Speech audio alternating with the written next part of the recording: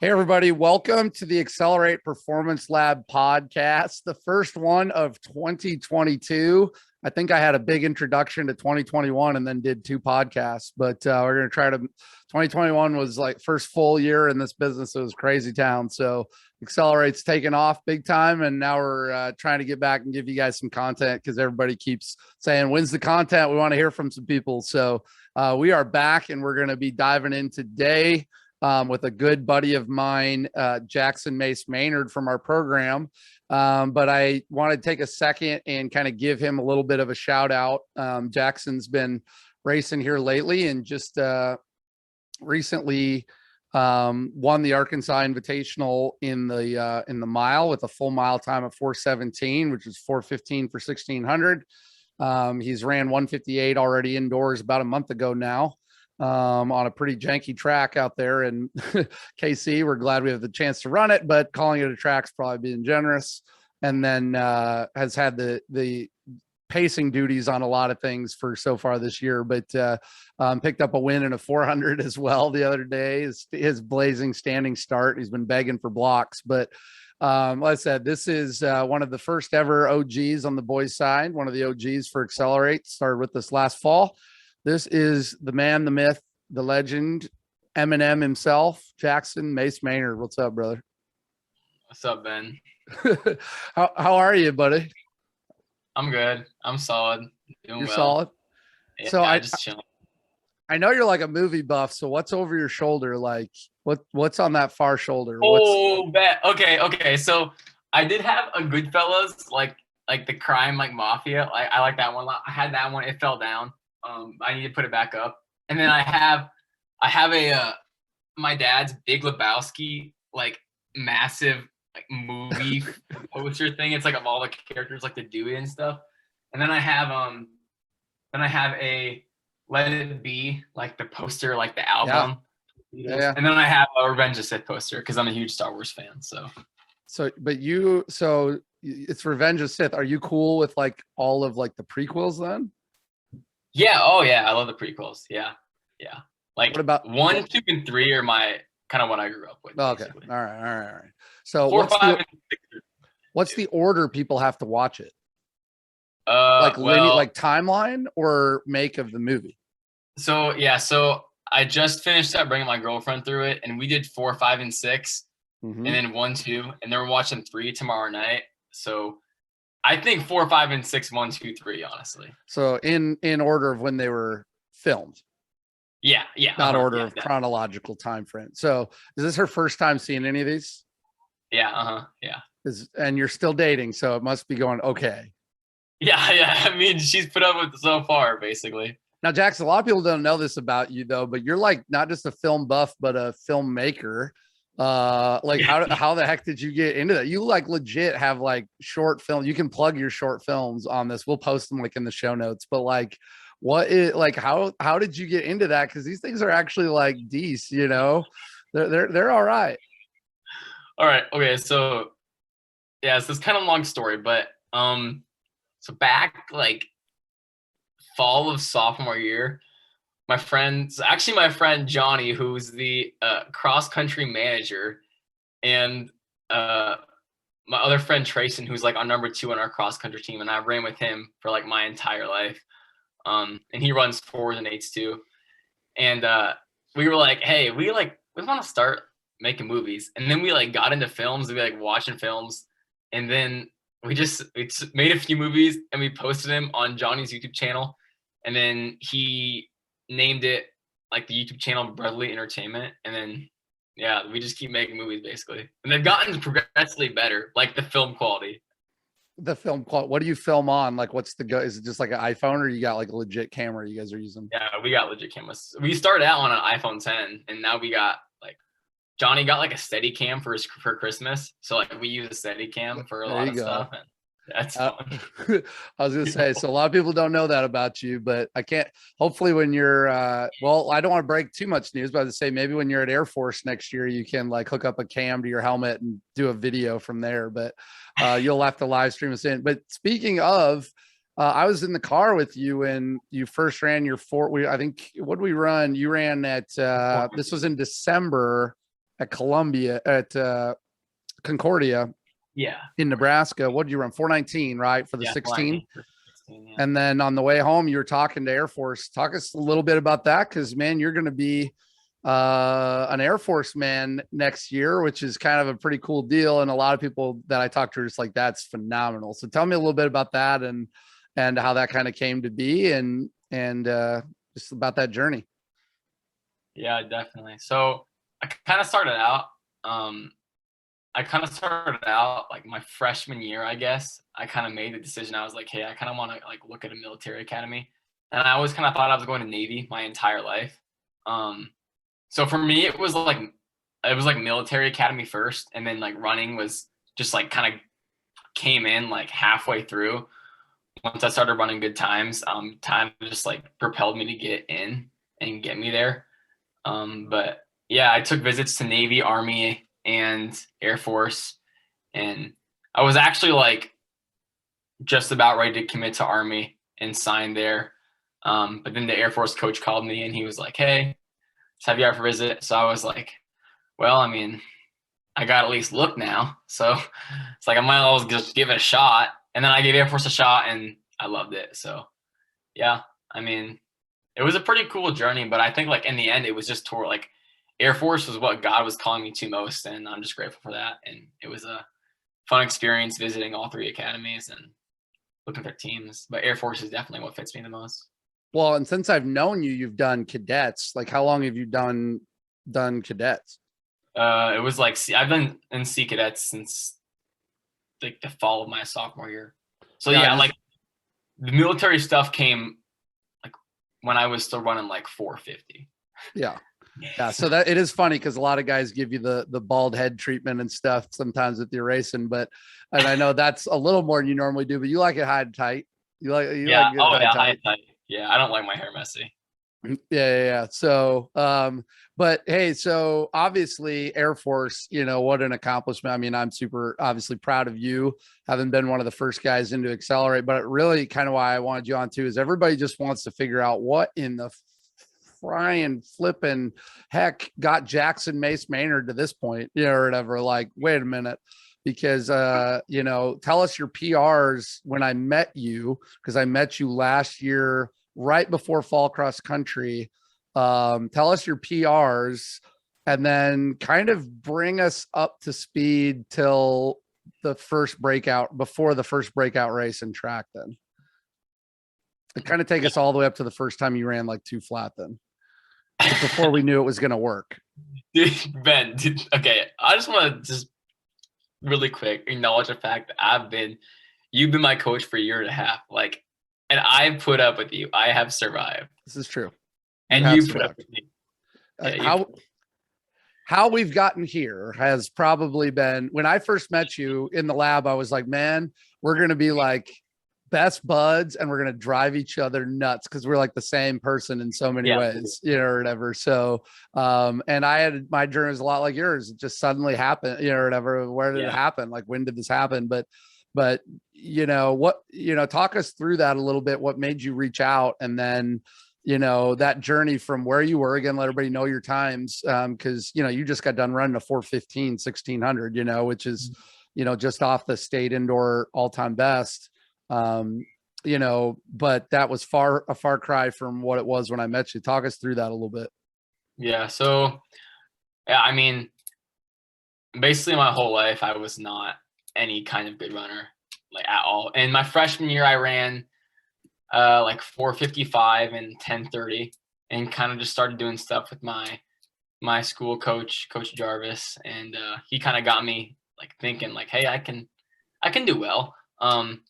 And then sophomore year, obviously stuff got canceled because of COVID, and then I ran 4:39, like barely, at Humboldt, and that was at the time that was a really big deal for me. And then I mean, I didn't really know how to train still. Like, I would just go out and hammer runs, and I like was so inconsistent. So I didn't really know how to train at all. But then I remember it was like when you were first starting your business, basically, and you were like reaching out to people. And you kind of reached out on Instagram, and I was like, well, I can look at it. Right. And then, we met, and then It was rocky at first. It was really rocky at first. But then that fall of junior year, I qualified for state and cross for the first time. And that was really cool to me, to qualify for cross state for the first time. Oh yeah. Then that winter was that winter was honestly a disaster. Like there's no way to put it like better. It was horrible. It was bad because I was swimming and it was just bad. And I was a swimmer like my entire life too. So, well, and we kept thinking we stumbled across some fascinating things, which is, and a lot of people don't know exactly how our testing works, but we're really, one of the biggest components we're measuring is anaerobic capacity. Most people think that the swimming is going to raise your aerobic fitness, but yours is actually getting worse. Yeah. But your anaerobic capacity was going way up from the swimming. And so you were actually turning into way more of like a sprinter from swim, and not like when people sometimes think like, oh yeah. And I think it obviously depends on event, but that was definitely interesting when we brought you in and tested. We're like, whoa, you've got twice the power anaerobically that you've ever had, you know? Yeah. Yeah. And I was a butterflyer too. So like I swim 100 butterfly every single meet. So, I mean, that was my main stroke, you know, it's just a pure power stroke. Right. Yeah, exactly. Right. So you were trying to deal with twice as much lactate in your bloodstream with no improved VO2. Yeah. And if people, know that at all from our testing, that's a nightmare scenario, right? That's just a nightmare. It's basically you're turning into Usain Bolt while still trying to run, or whatever, the same mile race, or whatever, you're losing everything that allows you to go beyond that first little bit, so. Yeah. So, yeah, that winter was pretty rough, and Riley and Carson basically killed me in every race. Like I ran with them, and it was just up and down. And then, I ran like freaking 5 flat in the mile at Humboldt. I still want to do it one more time this season, just for the heck of it, just for the heck of it. We'll just go up to Humboldt. That's all right. We'll just play it in the background on the screen. It's probably actually. No, it's Corbin running. Oh yeah, no, that's Corbin. Oh yeah, he's totally got that kid. Oh yeah, I think he beats him, right? Yeah, the big kid catches him. Let's do a little play-by-play. Here we go. They're rounding because this final turn, Corbin goes by on the outside. He's making his move. He takes a peek. This might not be the final lap because he is maybe it is. Look at that form. It's not the final lap, but the guy in the green. What's that? Do they have your kids have baby dragonflies and baby Air Zoom Vicks and stuff? No, they've got little Nike Waffle cross country $20 spikes. Calm yourself, bro. We're not all like you who can own 8 pairs of. You're like, which one of my dragonflies should I wear? Which of my Vicks Vicks? Colin Jackson out on it. No, I'm messing. You only have 3 pairs. So you ran that 5 flat at Humboldt, and we're all consoling you. It's like, oh, poor Jackson.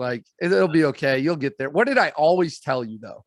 You always said, the one thing you always said, I'm never worried about you. And I was like, how are you not worried about me? I was like, you even said that when this cross season, the first half, it was a disaster. And I was like, and you were like, I'm not worried. And I was like, how are you not worried, Ben? It's horrible right now. But yeah, you always just said you weren't worried. So yeah, I mean, I told you from the first time I met you, I'm like, you had some special gifts, mentally, physically, your structure's built so well for things. I'm just not worried. I had this sense that when it clicked, it would just be something special to watch. And so now we fast forward, you're I don't know if Iowa City West is maybe a good breakthrough meet. Would that be a good play, or before then? It was South Tama. It was South Tama. Yeah. I didn't get to catch that one. Yeah. South Tama was the first time, because I opened the season at 4:38, and I was like, okay, for an opener in the mile, that's pretty good. I was like, I'll take that. And then I ran 2 flat for the first time. I think at the time that was a 6-second PR in the 8. And I was like, oh my. And I remember I was like, okay, I'm going to take it out on 61 and maybe come back in 63 and run 2:03. And I took it out in 60 and then closed it in 60. And I was like, wow. I mean, this is 12th best time in the state at the time. So yeah. And then from there, the whole rest of the track season just came. The one thing about last track season is I never had time to fully process it, because I went from being no one, in terms of running, to being one of the best in 3A. well, like second Yeah. tier in PA, but Well, yeah, I no, you medaled Yeah. in all your events at state. I mean, you moved into that top 5 to 7 runners in 3A for sure. Yeah. Like you said, almost overnight, you know, Yeah, in basically. terms of So it was hard to performance. process. Yeah. Yeah. Yeah. Mhm. Yeah, no. So then obviously, I mean, you know, we ran some time trial, you know, some time started popping up on these splits like at Drake and State and all these 154s. So we decided to run a time trial and you went 54 and 60. And then, you know, so we had a 154 there. Then you went on your missions trip and really didn't train for about a month. Yeah, it took a month Then, off. yeah. And then we kind of worked our way through cross and then cross started. And like you said, it was far from a smooth transition back into racing or anything. And, Yeah. but that goes back to a lot of what we do here at the facility, right? We went in, we looked at the numbers and we went, all right, like, yeah, our VO2 is really good, but our blood lactate's like way too high. And so, you know, we did some of that threshold work and brought it down. And all of a sudden, tell us a little bit about when that one clicked, like when the click hit in the season. Yeah, I mean, yeah, I credit the saving in my cross season to like I would probably say four things. I would say changing to dragonflies for cross because those helped a lot, and then sleeping because you rode me about that for about 3 weeks straight. 6 hours a night. So I actually sleep now. Yeah. And then the testing, obviously that was really big because we did see that I was more trained towards the mile. Yeah. And like that happens naturally with me too. Like my body just like I like the raising my BLA more, and yeah, my body just reverts to that too. When I first met you, it was 0.6, which is pretty high. That's the highest ever been. So I always have to lower it with you. Yeah, basically. So then I mean we did some more threshold stuff and we didn't go any faster than like 4:30 pace for like 2 months basically leading up to state cross. And then I started working with Liz too, and that was a huge that was a game changer too. So the testing, Liz, sleeping, dragonflies. Save the cross season. Save the cross season. Yeah, and you end up running 15:52, you know, and having a great race out at Wartburg. Is that where you're in? Yeah. And so won that the early division race. I know then they have kind of more of an invite division. But you had some good competition there, and like you said, broke 16 and got the ball rolling. And then we rolled into the winter. But here's what's really been fascinating was we knew you were in good shape and we were training. A lot of people probably wondered why we raced in December. Like, do you want to speak about why we ended up racing when we did that first week of December? Because it was really kind of random, actually, that you did. It just had something to do with nothing. Everyone thinks they always know why we're always racing. The reality is, like, there's a lot of random factors that go into it, right? Yeah. We do a lot behind closed doors that the public eye doesn't see. Oh, well, yeah, exactly. No, they don't need to. What are we not carrying around a camera? I mean, we're not afraid. It's just that sometimes, I mean, no one was walking around asking me, what is Jackson doing? When does he get his wisdom teeth out? You know, or whatever. Are you planning on racing before then? Like, we knew you were fit. So like, tell us like what kind of went into that.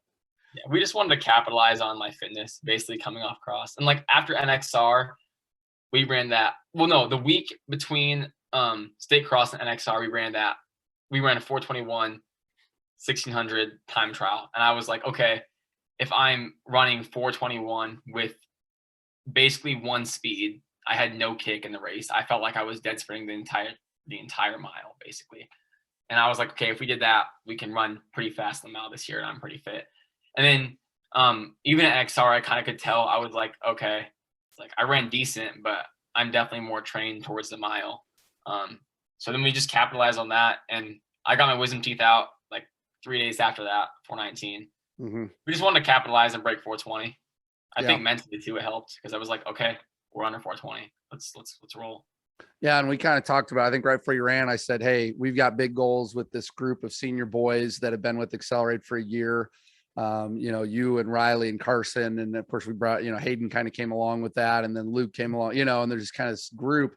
But we just like, we're going to capitalize on this. So what I said right before there, so I was like, how about you start us off on a good note? You know, whatever. Like, if we're going to talk big goals, like having multiple guys run sub 420 indoors and things like that, like we got to start it off, and, you know, and you made sure it happened, you know? Yeah. We set the tone for our entire group at that point. And like all the guys got really excited. And I think we all feed off each other. Like even seeing Carson and Riley ran 157, 158 the other day, like it encourages me because I know I gotta like I'm gonna be competitive. Like I gotta beat them. You know what I mean? Yeah. I can't let Carson and Riley beat me in my event. So I mean we all just push each other in a way. So when I run that, they want to work harder. Yeah. So yeah.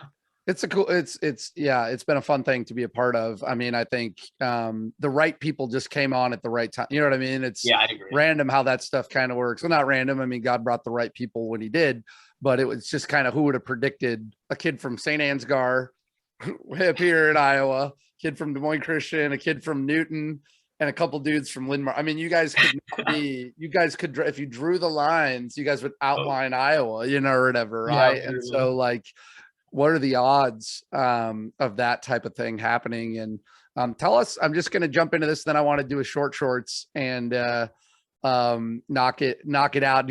I know we're past the shortness of the general shorts, but I like doing this interview first though too, but we'll do the quick like hitter one in a minute.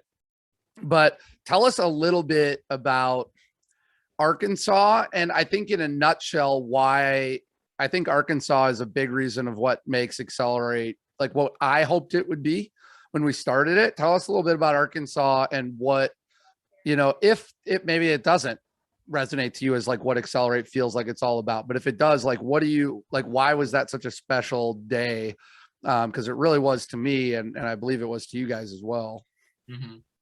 Yeah, I would say it was probably just such a special day because that was what you told me at the end, but I mean, we both agreed the fact that it was so cool is because everyone played a role in everyone's moments and everyone had their moments. You know, Luke broke 2 for the first time, which is like, I know that's a big deal for an 800 guy. Yeah. It's early in the season. And then I ran 415, well, 417 the mile, but 415 for the 16. Yep. That was, and we primarily, people probably don't know this, but we primarily put me in that race because we wanted to run under 419. To get the indoors qualifier. Get the indoor national, yep. Yeah. So that's kind of what we looked to run in that. And then Carson and Raleigh were obviously right behind in that race. And then afterwards, I was able to pace the 3K for Hayden and Carson. So I think you had like Luke pacing the mile. And yeah, then you come pacing the 3K, you know, or whatever, and all those. Yep. Yep. It was cool. So it was probably just the fact that we all had our moments, but we all feeded off each other's energy. And I think that's what our guys group is just so great about, feeding off of each other. Cause that's what it's about. I mean, you can't do this alone. Like this is hard crap. You know? Yeah. So. Well, yeah. I mean, I think, you know, and we got to see the girls race. That was fun too, you know, to be there and the girls are racing well and you guys, and pretty much like we said, everybody had their moment. Very rarely do you go to a meet of that high caliber, that high quality, you know, and that level. You expect maybe 1 or 2 people might be able to hit it, but I think we really believed we'd all hit it. I don't think anybody doubted at any point what was going to happen. Everybody was just on point and ready to run, you know? And so we really love that aspect of it. You know, like I said, it was a lot of fun. We just really enjoyed it. And then we get to go hang out, eat wings. And, you know, you guys had an Airbnb and just kind of Luke Mikey's breaking stuff in the Airbnb and, you know, having all the, you know, yeah, exactly. Half the stuff that, man. No, I'm glad I didn't. I went to my room and went to bed. I don't want to know anything else. I was like, Steve bought this house. I'm going to bed. The time we got to Carson's that night, I think that was that Thursday night. From the time we got home Sunday afternoon, that was a blast, man. We had the most random. And then Riley, like, so for anyone who doesn't know listening, Riley Witt is basically like the scientist of the group. Oh yeah. Like he almost died. He locked himself in his homemade hyperbaric chamber while gluing it and nearly died from the fumes because he passed out inside of a sealed hyperbaric chamber. Yeah, that's Riley. Yeah. So Riley, he basically just talked about like supplements and like he tried to get us like he like just talked about random supplements and then he just did random stuff the entire time. And we had a blast too, just talking. And then Then I slept in a bed with Riley. That's weird to say. Well, no, I mean, well, you guys only had like 2 beds, I guess. I mean, no, whatever. Like that Friday night, no, that Thursday night in the hotel, Riley and I shared a bed, and Riley said it was the worst night of sleep he's ever gotten. I was gonna say, Riley probably really wants this edited out of the podcast. Jackson's just like going big spoon. Like, what are you guys doing, you weirdos? Meanwhile, I'm at my hotel just doing my thing, and you're traveling with Steve and Carson and the guys. But that really is, though. There's a lot of a lot of people want to talk about our racing, right? We race, we're racing. We have a lot of freaking fun, or whatever. And no one's ever some of my good friends. Yeah, no one's ever made anybody race, or whatever. We're like, hey, here's this opportunity. What do you guys want to do? So, yeah, bro. So here's the deal. I'm going to go into short shorts. All right. I'm going to go into this, and you get like 5 seconds an answer. So we're going to take just a couple minutes and knock this bad boy out. So I'm going to like put my timer on, so I'm ready to go. So I'm getting it on my phone here. So you feel ready for short shorts or what? Yeah, I'm ready. This is top of my head short shorts because it was a really busy day. So I don't have like any notes. I actually have a bowl of ice cream right here. It's like totally melted, but it's like really good. It's like chocolate, super fudge. It'll just be like a shake. I've had a hair, for those of you watching this on video, like if it looks like I've been going like this for like there's like a hair right over the middle of my face, and I can't get it. It's driving me absolutely bonkers. So anyways, the people listening on the podcast, like, shut up already. Can't see your ice cream, and I'm not caring about the hair. But if you're watching on the video, you're gonna be like, what the frick? Meanwhile, Jackson's like, wait, this is gonna be on video. Yeah, sorry. Yeah, Jackson. So I should brush your teeth, bro. So he's like, his teeth, are my teeth good? Yeah. This is what we do. But all right, so we're gonna do short shorts.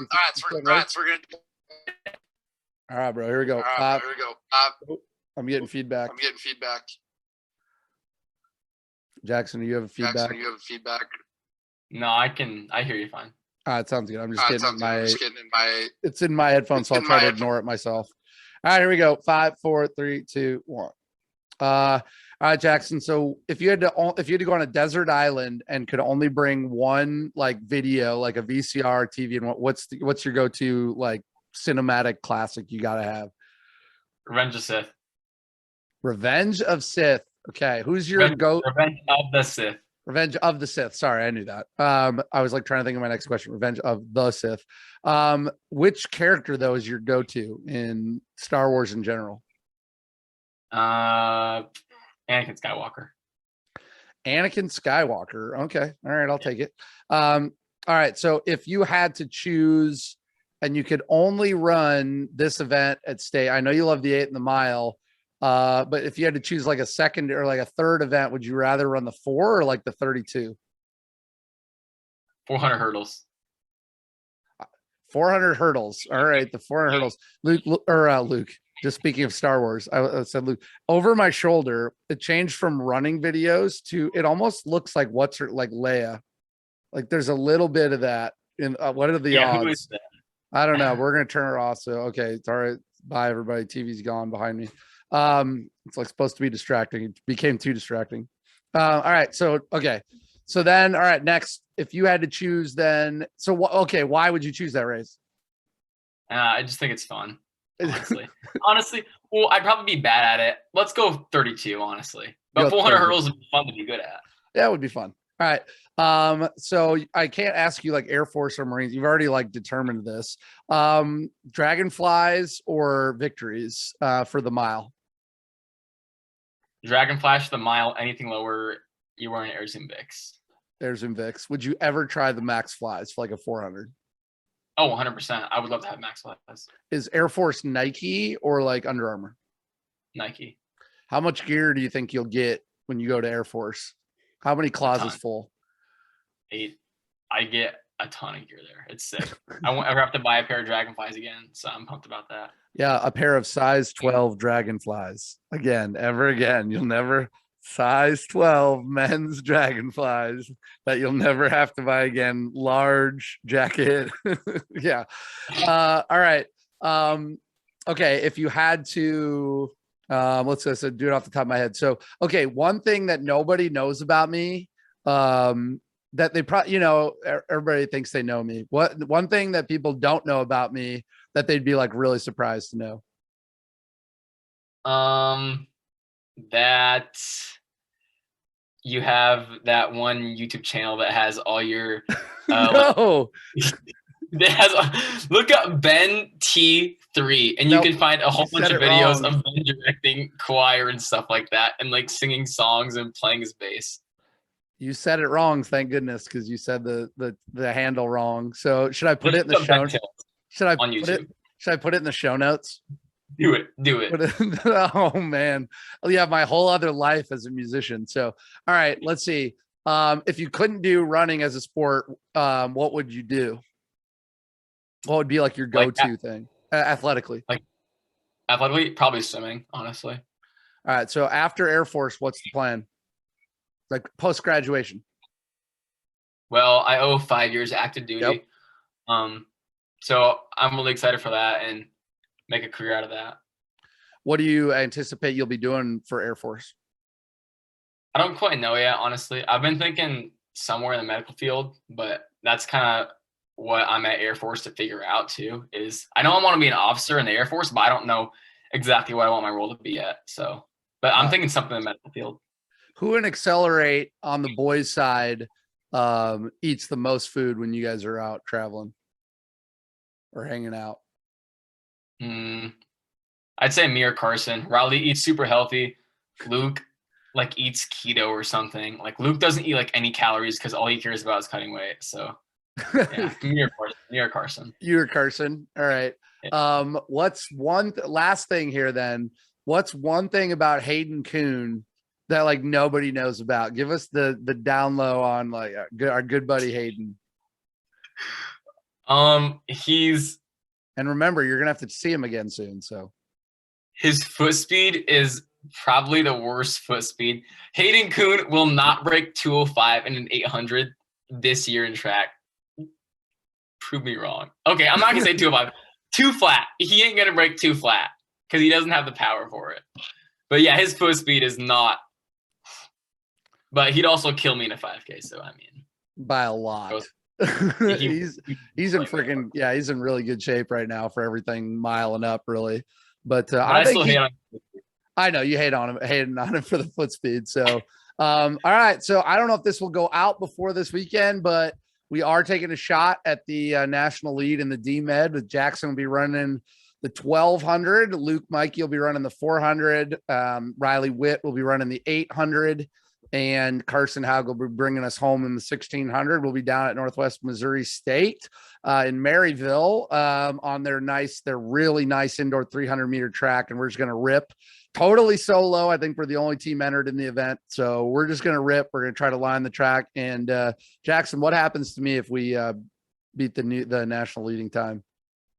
Well, if we beat the national leading time, we all are gonna shave our heads and have buzz cuts, and you have to get a buzz cut too. And we're doing it in the middle of the field, in the middle, with the tarp down.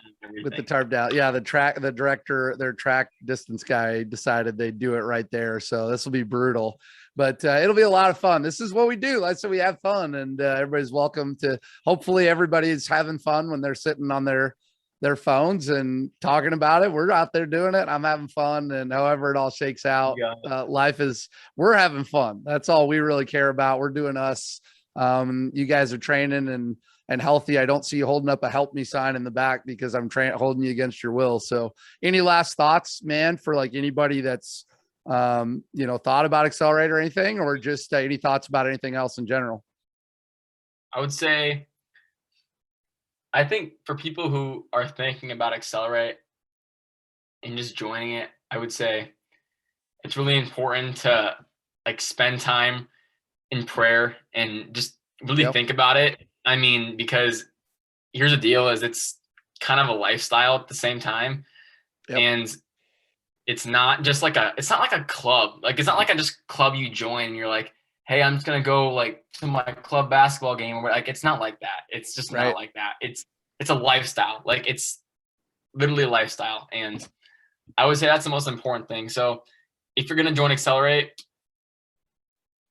you have to be 100% in, basically, is what I'm saying. Like, you need to be ready to work hard and run fast if you want to join Accelerate. But that being said, joining it was probably one of the best decisions in my life. So yeah, well, we're glad. I'll always be glad I met you. Probably the biggest 1-year change I think I've ever seen, you know, or at least one of the biggest I've ever seen. And, you know, like I told you, I was never worried about you, but I'm still blown away watching you race every time I get a chance.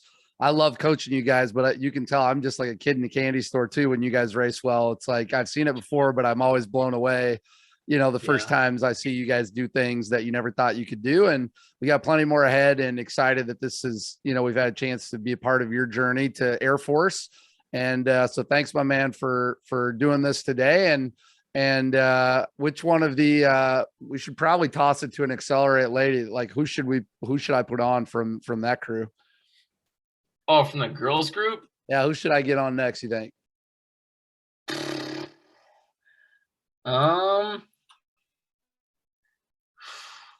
Okay. Interesting.